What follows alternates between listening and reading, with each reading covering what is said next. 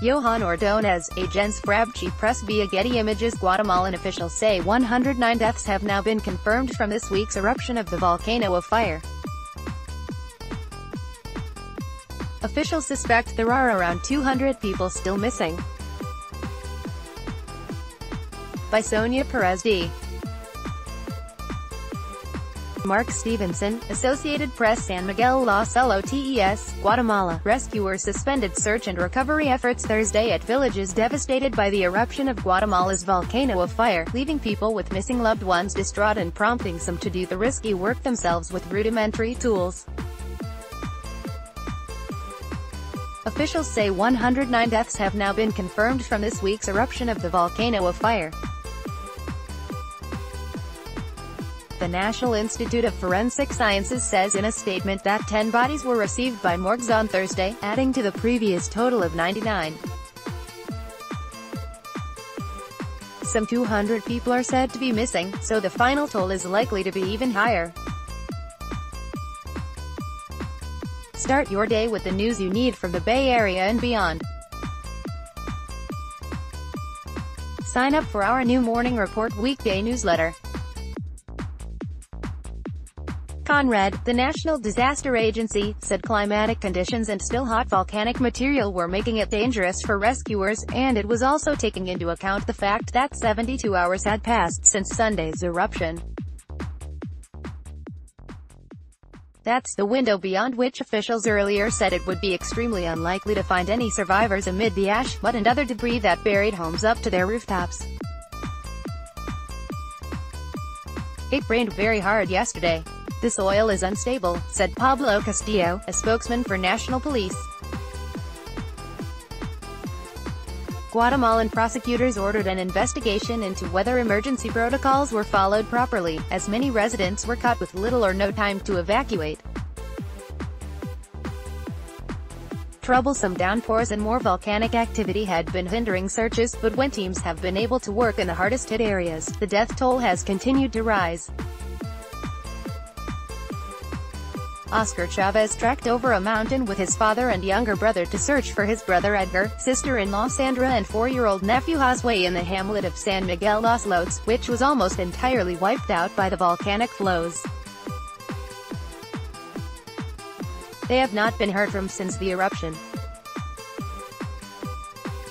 We looked for them in shelters, hospitals, everywhere, but we did not find them, said Chavez, 34, wiping a tear from his eye as the others used sticks and bits of broken boards to dig at the collapsed, ash-filled home.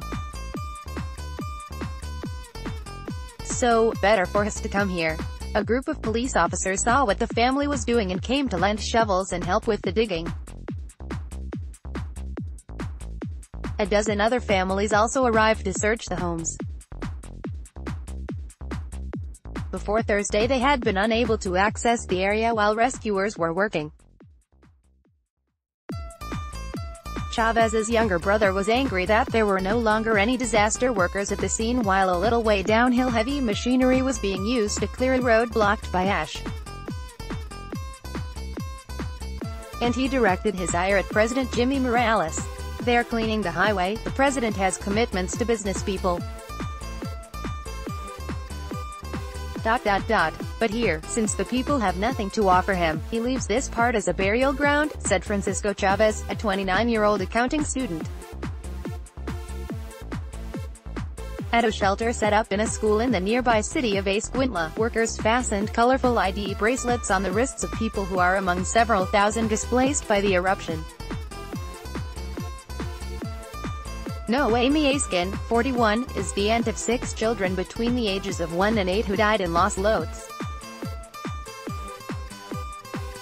A photograph taken shortly after the disaster showed their bodies huddled together on a bed in the corner of a room, covered in white ash and blood. Askin said other family members were still unaccounted for. My father, my mother, my sisters are there, she said, upset over rescuers' decision to suspend their search. It is their job. It is not right that they leave them there. They should get them out so we can take them to the cemetery.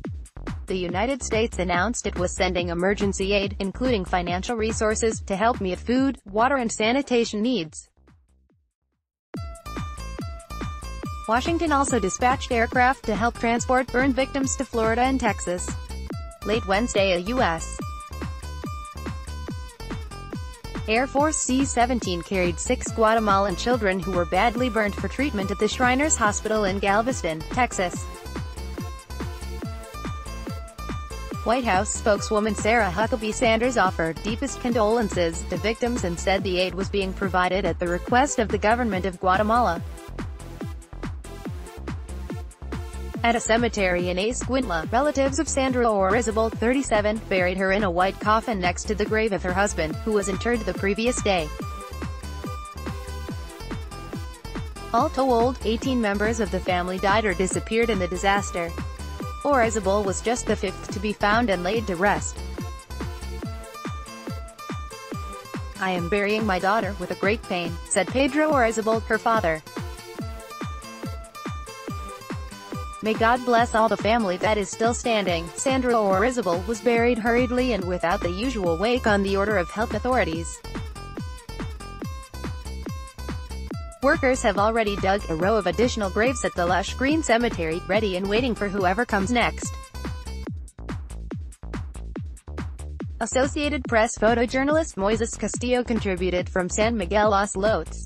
You might also like Lamborghini involved in multi-vehicle accident on Straits Times, more than 30 injured in bus collision. Print edition. This 29-year-old is disrupting the $72 billion watch the folio. Check out the largest cruise ships in the world far and wide. Don't fly from Singapore until you see these prices. Save 70 Spanish house with a Picasso in the pool. Headed to mansion. Global Democrats apparently did get shut out of one. MercuryNews.com. San Ramon Valley High freshman's death in pool knot. MercuryNews.com. NBA Finals. Kendrick Perkins supports Kevin Durant. MercuryNews.com. Recommended by